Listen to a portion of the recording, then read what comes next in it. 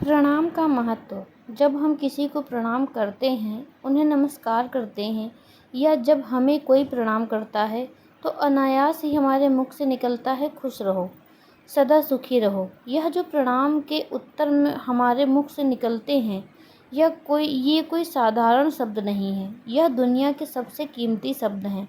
आजकल हम इन बातों को महत्व देना बंद करते जा रहे हैं, पर यकीन मानो, प्रणाम के जवाब के रूप में आशीर्वाद हमें मिलता है या हम किसी को देते हैं, वह जो फीसदी चमत्कारिक शब्द होते हैं, बहुत कीमती शब्द होते हैं। एक बहुत प्यारी कथा ध्यान से सुनिए। महाभारत का युद्ध चल रहा था। एक दिन दुर्योधन के व्यंग से आहत होकर भीष्म पितामह घोषणा कर देते हैं कि मैं कल पांडवों का वध कर दूंगा। उनकी घोषणा का पता चलते ही पांडवों के शिविर में बेचैनी बढ़ जाती है। भीष्म की क्षमताओं के बारे में सभी को पता था, इसीलिए सभी किसी अनिष्ट की आशंका से परेशान हो गए। तब श्री कृष्ण ने द्रौपदी से कहा, अभी मेरे साथ चलो। श्री कृष्ण द्रौपदी को लेकर सीधे भीष्म पितामह के शिविर में पहुंच गए। शिविर के बाहर खड़े होकर उन्होंने द्रौपदी से कहा कि अंदर जाकर पितामह को प्रणाम करो। द्रौपदी ने अंदर जाकर पितामह भीष्म को प्रणाम किया तो उन्होंने अखंड सौभाग्यवती भव का आशीर्वाद दे दिया। फिर उन्होंने द्रौपदी से पूछा, पुत्री, तुम इतनी रात में अकेली यहाँ कैसे आई हो? क्या तुमको श्री कृष्ण यहाँ लेकर आए हैं? तब द्रौपदी ने कहा कि हाँ, वे कक्ष के बाहर खड़े हैं। तब भीष्म भी कक्ष के बाहर आ गए और दोनों ने एक दूसरे से प्रणाम किया।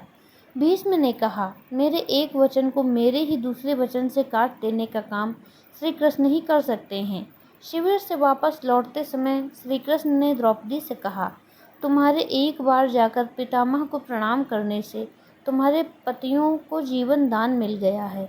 अगर तुम प्रतिदिन भीष्म, धृतराष्ट्र, द्रोणाचार्य आदि को प्रणाम करती होती और दुर्योधन, दुशासन आदि की भी पत्नियां भी पांडवों को प्रणाम करती होती तो शायद इस युद्ध की नौबत ही न आती। वर्तमान में घरों में जो इतनी समस्याएं हैं, उनका भी मूल कारण यही है। जाने अनजाने अक्सर घर के बड़ों की अपेक्षा हो जाती है। यदि घर के बच्चे और बहुएं प्रतिदिन घर के सभी बड़ों को प्रणाम कर उनका आशीर्वाद लें, तो शायद किसी भी घर में कभी कोई क्लेश न हो। बड़ों के दिए आशीर्वाद बच्चों के लिए कवच की तरह काम करते हैं। उनको कोई अस्त्र शस्त्र नहीं भेद सकता, क्योंकि प्रणाम प्रेम है, प्रणाम अनुशासन है, प्रणाम शीतलता है, प्रणाम आदर सिखाता है, प्रणाम से सुविचार आते हैं, प्रणाम झुकना सिखाता है, प्रणाम क्रोध मिटाता है, प्रणाम आंसू धो देता है, प्रणाम अहंकार मिटाता है, प्रणाम हमारी संस्कृति है। आप सभी को मेरा सादर प्रणाम। आपको यह कहानी कैसी लगी हमें कमेंट करके ज़रूर बताएं। मिलते हैं अगली कहानी में, तब तक के लिए धन्यवाद।